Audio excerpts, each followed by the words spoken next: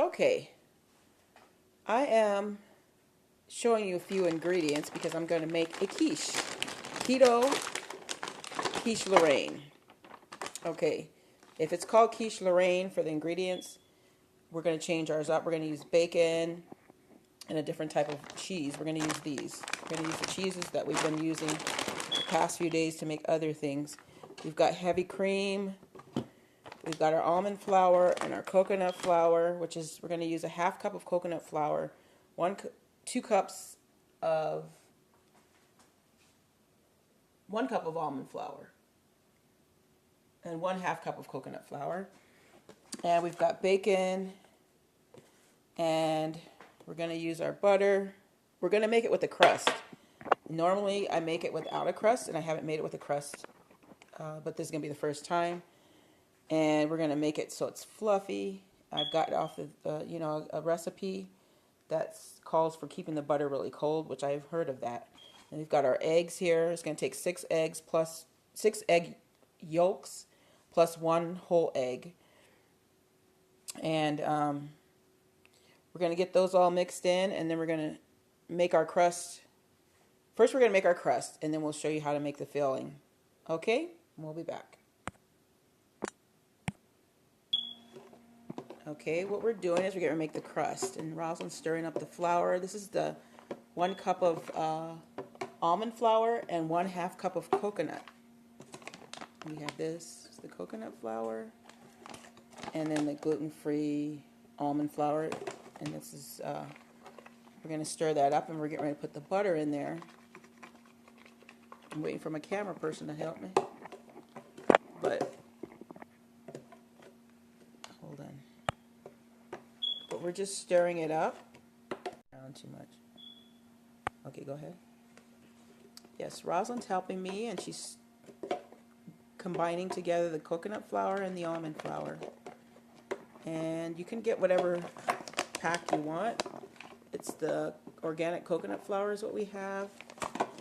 And we have the gluten-free almond flour. And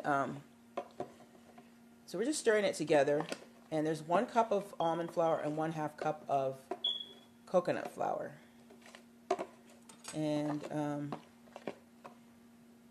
okay, that's pretty much what we're going to do. And we're going to, that's enough stirring it. And because it's, and we're going to add this. We're going to add the butter. Can you add the butter in there? Mm-hmm.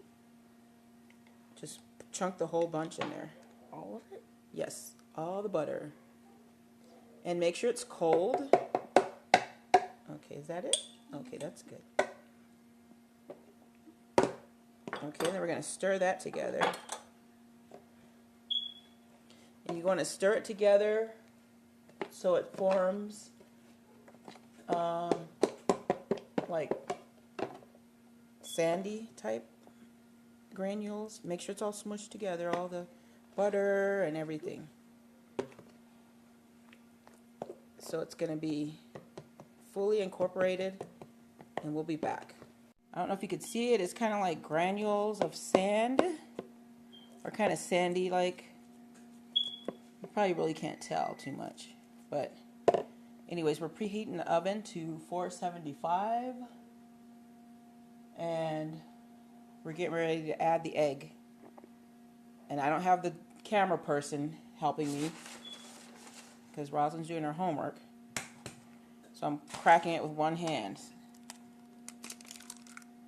I put it in a separate container just in case there's any, anything's wrong with the eggs. You don't want to put an egg in there if it looks weird or smells weird or whatever. So you crack it separately, so that way you can make sure it's good. Now it's good, and I'm going to mix this together, and I'll be back. Is it on? Yeah. Okay, so after we've mixed it, we put the egg in there. We've got a nice dough. Now I got my camera person. Thank you, Gina. Rosalind was helping me earlier, but she got to do her homework. So this is the dough. You make it into a ball afterwards, and then what you want to do, break it in half. Okay. And then just form it into a ball again, each half. There's one ball. Add a little more of that one, make them as even as possible. Some people do have those little measuring thing where you can measure each little round part and see if it's even, but it doesn't call for all that. But okay, so what we're going to do is we're going to put these in the refrigerator for a few hours, and then we're going to make the filling right now. We're going to put coconut oil at the bottom, and we're going to make our bacon. I don't know what those dogs are doing over there, but you don't need a lot because bacon does get really a lot of grease. And like I said, we've got our oven preheating to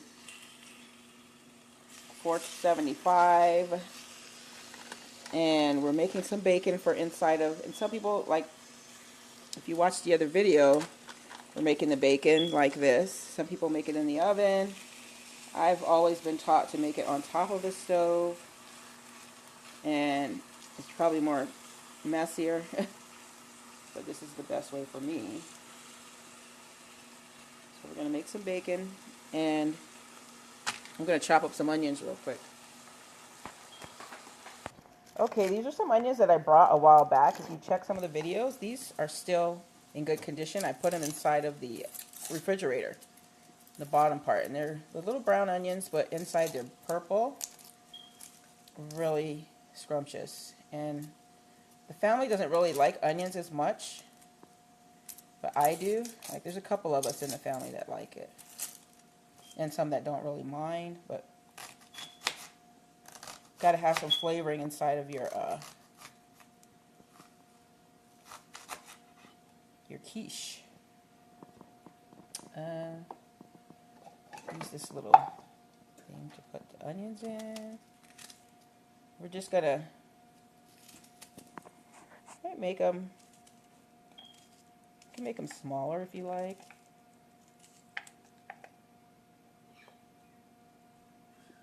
You can make them smaller than this if you like. It's up to you. Move it up some. Okay.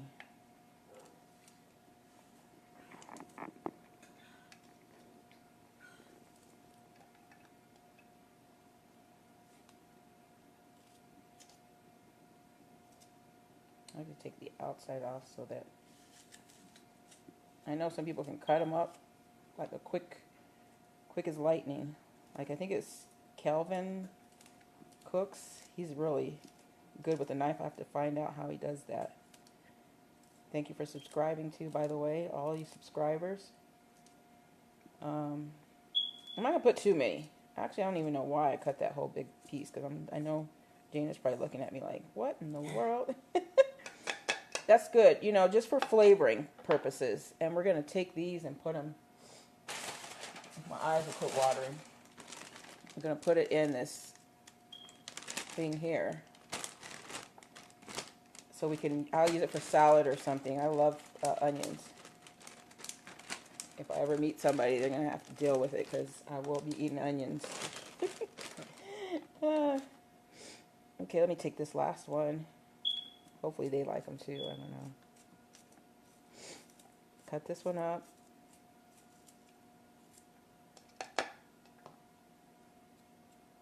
One little last little piece. Might as well, you know, because we're going to saute them anyways. And it's not the same. When you saute them, they're a little bit more, break that strong flavor down a little bit. And we'll be back. We're going to brown these, saute these onions in here. You don't want it too high. Let's see. Because you don't want it to burn. You don't want brown butter. I don't know. You might want it. But we're going to put the onions in here to give it a little, tone it down or tame it down a little. That strong onion flavor. And plus it, ooh, you know how they cook them inside of the hamburgers and stuff? Those good hamburgers, they usually saute the onions. They don't just put them on there raw. And it gives it a flavor. You know, that's basically what onions, you know, unless my cousin, which I never met them, but my mom told me about them, boys, they loved onions. My mom said they would eat them like apples. And I never met them because they died in a fire, which is the saddest thing, you know. They're my boy cousins. And from Kentucky.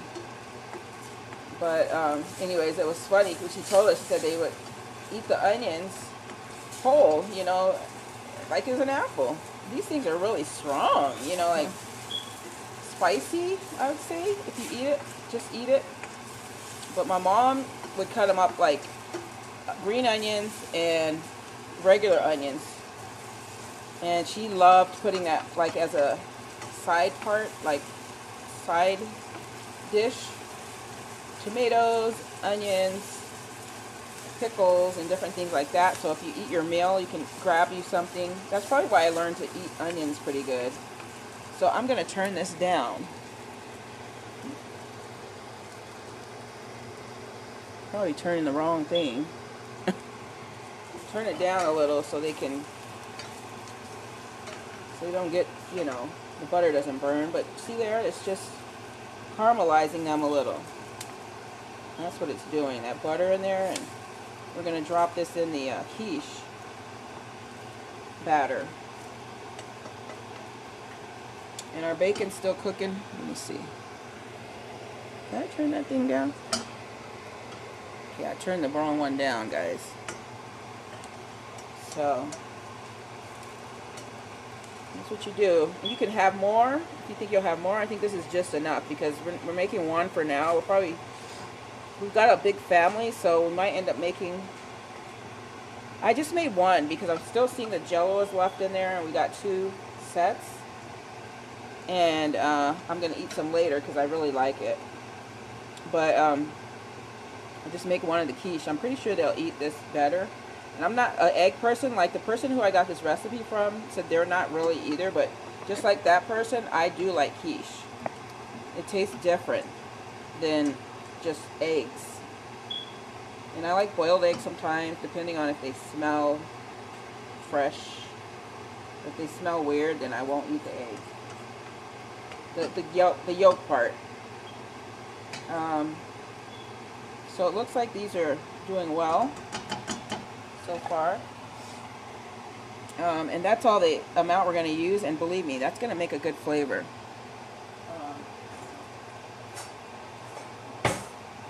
And we've got our bacon. It went quiet for a minute because I turned the wrong thing down. And we're trying to cook this up so we can get our filling done. But we might go ahead and just make our egg part, and then we'll add this in. And we'll just let our bacon cook. It doesn't take very long normally, but I turned it down by an accident. And see how now it's back to sizzle. Before it was laying there dead. And so it's smelling pretty good in here, isn't it? It is. I like how the onions smell. The onions smell really good. I know I worked at a place where they made food for like people that were like retired Air Force military people or whatever. And they would come over there and eat. And the lady that made the food, she would, I waitressed there. I brought the food out, but she would cook it. And she made those onions, and almost everybody wanted the onions on their burger. They wanted it sauteed because it really brings out the flavor in the onion and the food that you're eating. So the bacon, if you cook it on the stove, you like kind of push those bubbles down so it'll cook. And you want it crisp. And if you want it crisp, some people leave it like partially, like they don't crisp it up. They can leave it like fatty. If you like it like that, then you can take it out whenever you want. But my family, they like it crisp. So we cook it to death. Not to death because it's already dead, but we really cook it so that it's it's going to be crispy. If you look back at the video when we did the jalapeno poppers, we did some bacon on there, and it kind of showed you how we make the bacon. It will stick a little bit if you, yeah, I put it in here before it was heated, before the oil was heated, and if you do that, it'll stick. And I should have waited before I put the bacon down, because sometimes it will stick if you don't let it get hot enough. But anyways, we'll be back, show you, you know, I fill up my pan. Some people don't fill it up because they're saying the temperature will come down or whatever, and that's probably possible. But I always fit as many bacons in here as I can. I could be doing it wrong. This is how I've always done it. And you can always learn something new, you know. But it might cook quicker too.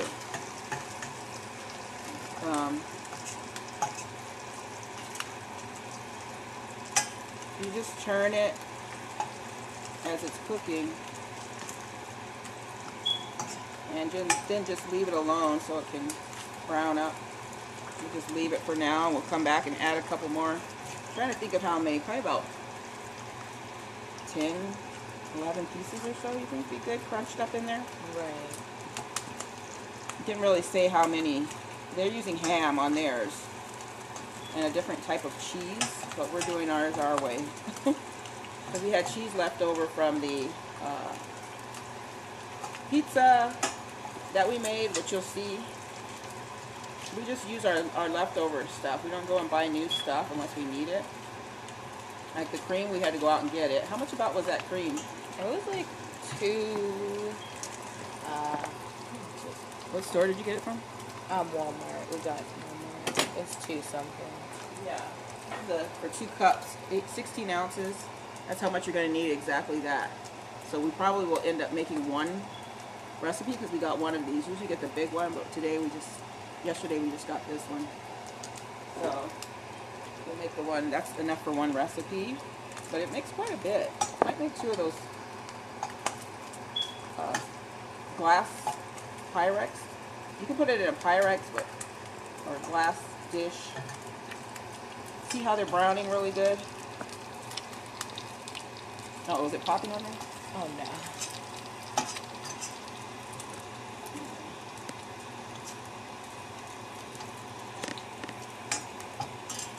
So this one's about done. We're going to turn it down because now it's on high. I turned it up just so I could speed it up a little bit, but now I'm going to turn it down.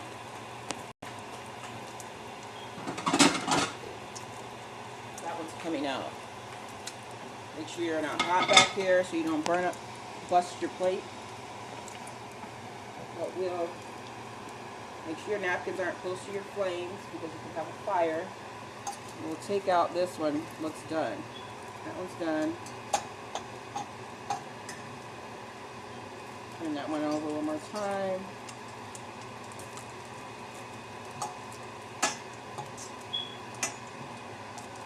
See how quickly those got done?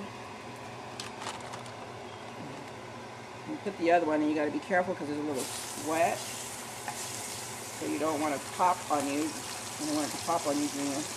Take that one out. That one out. Those are done. Let's see, 2, 4, 5. We'll do 5 more. So that'll make enough. I think that'll be enough meat in there. Give it enough flavor in that quiche.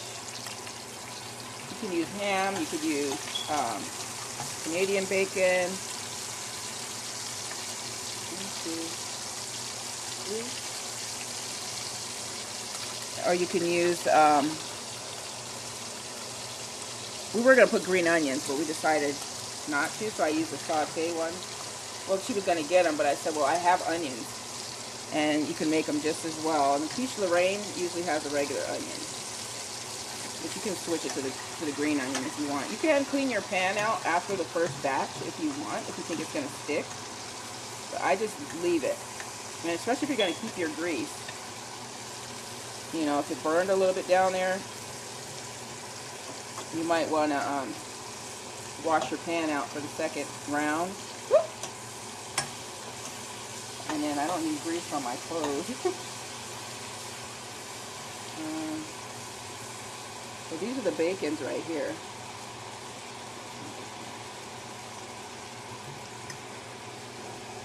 Okay.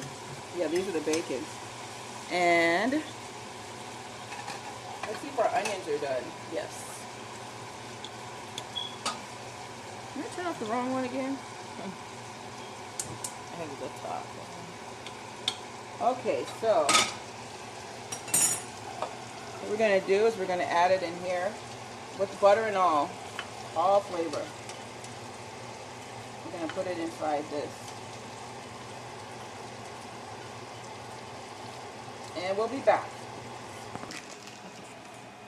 The bacon's open, we kind of just fold it down because there's a ton of bacon in here. And we're going to put it in another plastic bag. You can use a big Ziploc or whatever, but make sure that it is closed because you don't want it to go, you know how it gets kind of on the ends will get a little dry.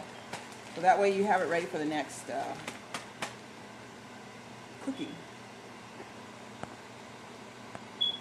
Smush out the crust. I'm trying to get it done really quick because it says to put it in there when it's cold. Uh-oh. We got bacon popping. We got, Gina, sing your thing. Popping bacon what? Huh? Say it. I think that was Anthony's song. Uh-huh. I don't remember what he said. No, I mean the one you were singing last time we were making it. Oh, Daniel's. I don't remember. Okay. I forgot my jewelry today. Sorry, y'all, but I'm a little naked. Okay, so we're going to put it in these Pyrex, or they might not be called Pyrex, but they're glass. For a minute. So. Okay, we're going to spray our dish for our crust with the coconut oil. And that baby has been lasting me. Got that from Ross. Okay. You want to make sure that you leave your crust in the refrigerator quite a long time. Mine kind of fell apart, so I just went ahead and smushed it in here, sprayed it with the coconut oil, and I'm going to put it in the oven. Make sure you put it in right away so the butter doesn't get cold. Hopefully it's going to flake. But I didn't leave it in the refrigerator very long because I'm trying to get them done, so we'll see what happens. Okay, then 15 minutes we're going to put it on. Cooking time. Minutes. 15 minutes it says. 15 minutes on 475. Okay, so once it buzzes, then we'll take it out. But I have made a mess with my parchment paper. I kind of wasted it. But we'll be back.